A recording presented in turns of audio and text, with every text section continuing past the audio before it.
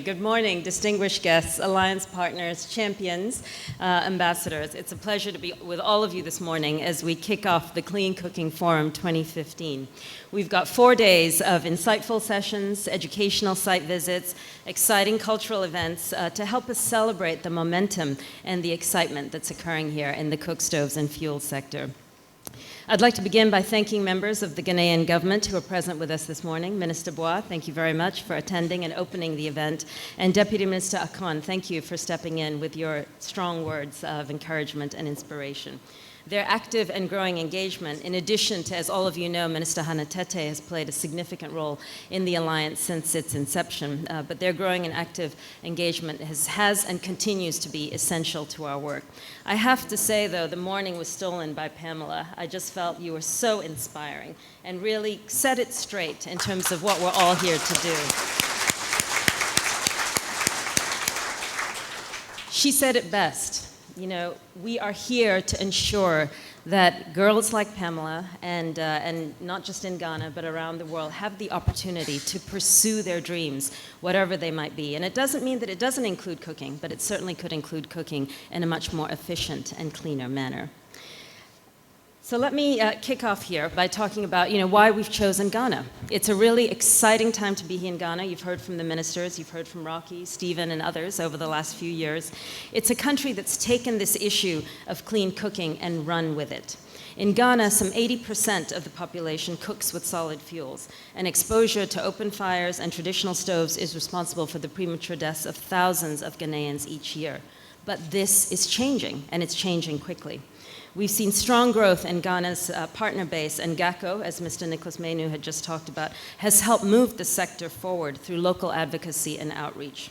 Alliance grant programs have helped multiple enterprises and entrepreneurs catalyze growth and expand services here, enterprises such as Clean Cook, Ghana Cylinder, Toyola, among many, many others. Ghana also now has 2 testing labs and is contributing to work to establish international standards and a national standards and labeling program. The progress of Ghana's cook stoves and fuel sector is a fitting example of how the comprehensive approach supported by the Alliance and delivered through a wide variety of in-country stakeholders can deliver on its full potential. All this and more make Ghana a really fitting place to celebrate the growing momentum in this sector. As I look out over this large and distinguished group, it's just truly a thrill to see so many passionate advocates for clean cooking. The cook stoves and fuel sector, represented by all of us gathered here today, has helped move this issue forward at a pace that many thought impossible just 5 years ago when we all collectively launched the Alliance. Now, 5 years later, a movement is clearly building across the cook stoves and fuel sector. Just halfway through our 10-year plan, the Alliance is now over 1,300 public, private, and nonprofit partners, and we've made strong progress in developing a sector that is poised for sustainable growth. In fact, through the work of all of our partners, we are targeted to exceed our midterm goals. At the end of last year, 2014, we had 28 million clean and/or efficient stoves reaching households in the developing world. And we're projecting more than 45 million through the end of 2015.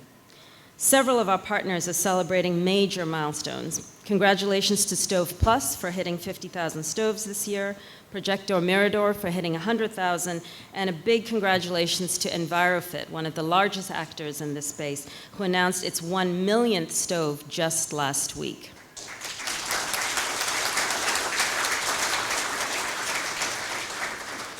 Together, we've built a solid foundation for transformative change.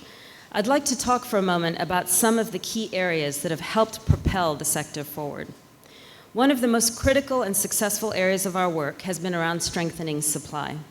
As demand for cook stoves and fuels grows, supply must keep pace to ensure that consumers are able to purchase the products that they want and need.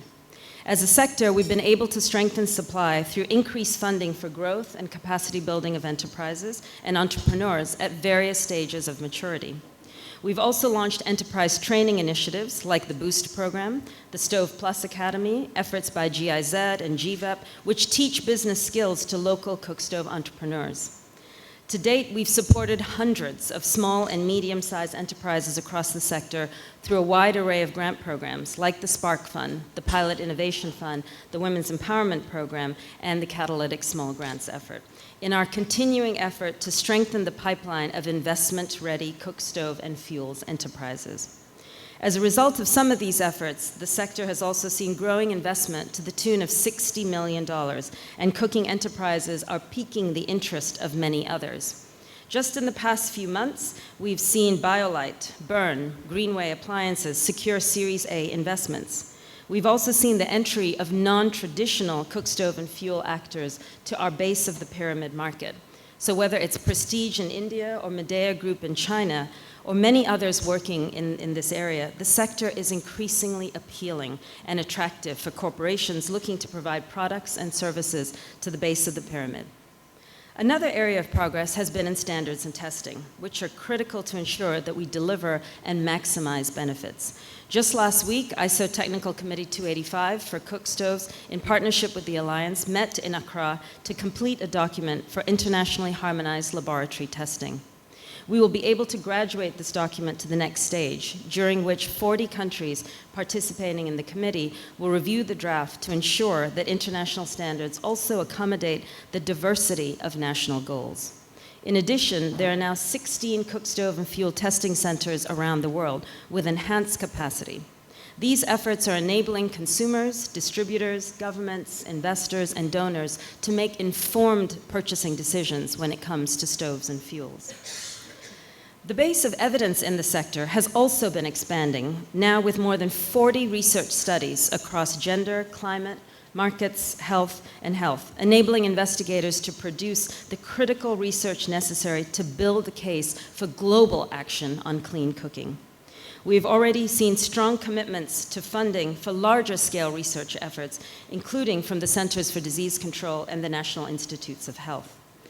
The public health community is increasingly interested in integrating cook stoves and clean fuels as a non-traditional intervention that will achieve health outcomes. The results of 3 ongoing studies that focus on child health outcomes in Nepal, Nigeria, and Ghana are due out next year, and they are showing promising results. Populations who have never used clean fuels, including ethanol and LPG, are adopting the fuels intensively and near exclusively where possible.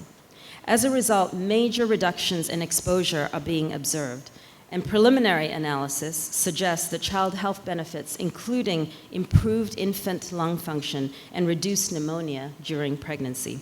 So please be on the lookout for more on this in 2016.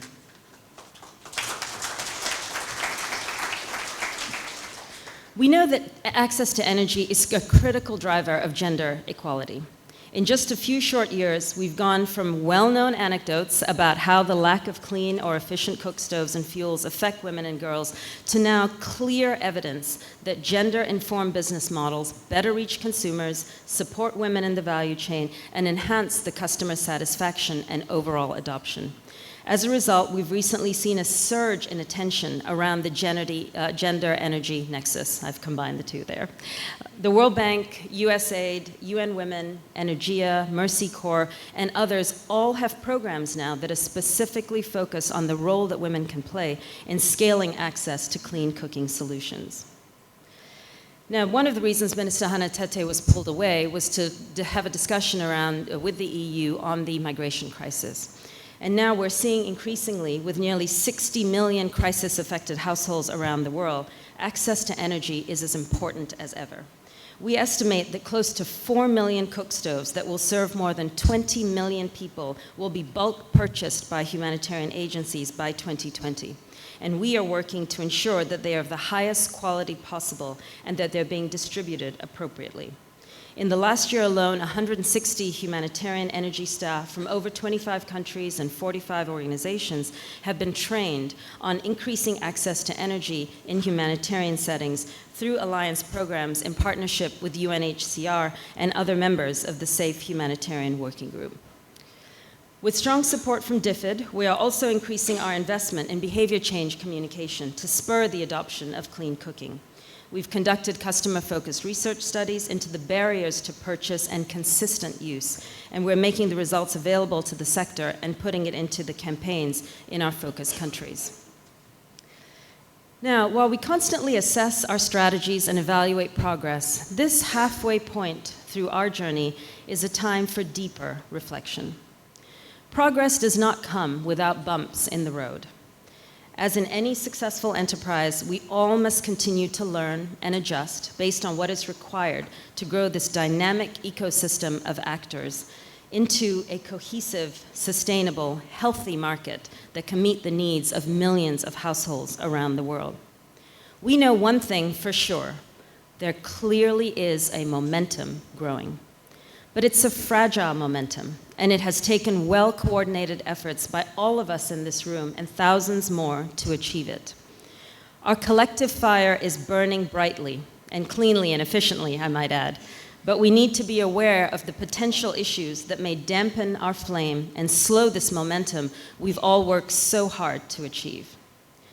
Take standards, for example. I mentioned previously that 40 countries are working towards an agreement on setting ISO-approved international standards. It's taken significant effort to bring such a wide array of standards and testing perspectives together, and we now have a higher level of agreement and trust than we've ever had. But we still need additional review to ensure global input and buy-in, and make sure that the standards enable both international collaboration and local adaptability. Technology performance, use, and impacts are complex and depend on many factors. So TC285 is also diving into the difficult task of standards that address the wide variability of cooking practices, fuels, and to bridge laboratory and field testing.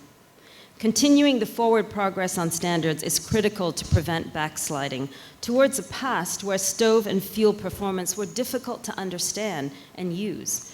We will also need to continue to build agreement around a complete package of evaluation methodologies that cover the complexity and connectivity of this issue.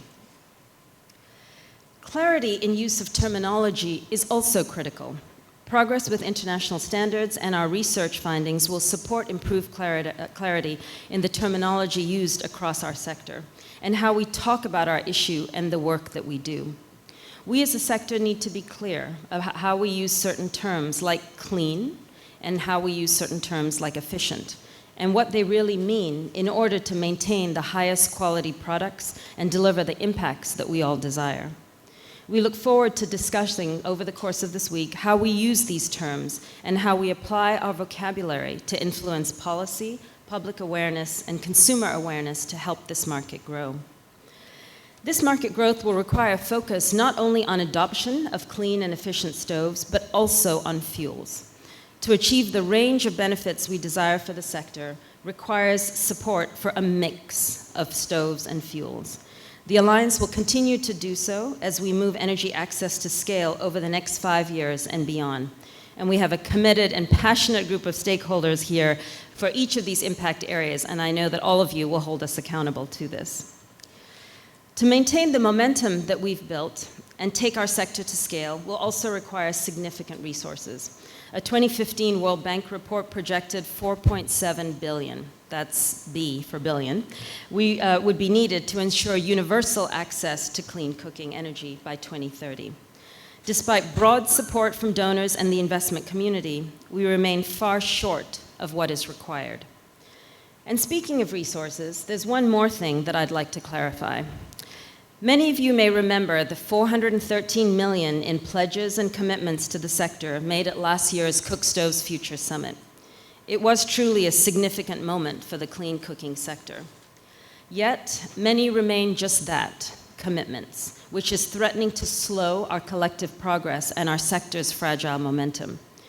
We are extremely grateful for the few commitments that have been realized and distributed to many of you in the sector, including SNV, NDEV, WHO, and others.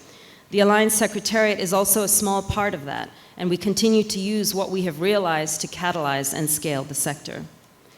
The sector needs more resources to support many of you out here, entrepreneurs who are at the cusp of profitability and who are poised for growth.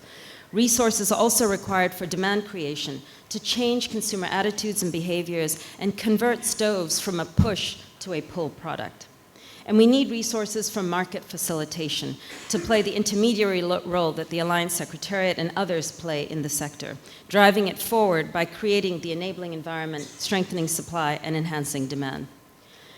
As we look forward to what is to come over the next 5 years, we need to continue to build on previous successes while working towards our ambitious goal. I'd like to take just a few minutes to talk about some of these key areas that the Alliance Secretariat will be focusing on. First, now that we have clarity on the benefits of clean and more efficient cooking and shown that a market-based approach can work, it's time to mainstream the issue of clean cooking and household air pollution. Over the past 5 years, we've all helped drive cooking to the highest levels of international development, while also ensuring that global leaders are making the connection between cook stoves and fuels and the many other areas that our work impacts, including health, climate, gender, livelihoods, and the environment. Clean cook stoves and fuels now have a big role in the recently developed Sustainable Development Goals, and we have been working for the inclusion of cook stoves as part of the new indicators under the goals for health, gender equality, and energy, which could lead to broader support, financing, and accountability for our priorities. Also, just last month, the G20 energy ministers addressed cooking energy for the first time in their official communiqué, and we expect it to be part of the G20 Leaders Summit next week in Turkey. Second, while we continue championing the issue at the global level, to ensure the sector's long-term sustainability, we must also place added emphasis on building and supporting local capacity. Earlier, I spoke about the success we've seen in Ghana's own alliance and the cooking sector with GACO. This type of local support is critical to the future of building this market. Many of these local alliances, whether they're in Kenya, Uganda, Nigeria, or Guatemala, are still in their infancy and will require patient nurturing and support to get to the point of sustainability. As many of you know, an enterprise in its first year or two can look dramatically different from one that is 4 or 5 years old. Let's remember that these local alliances are continuing to grow and evolve. We should all play an active role in helping to shape them.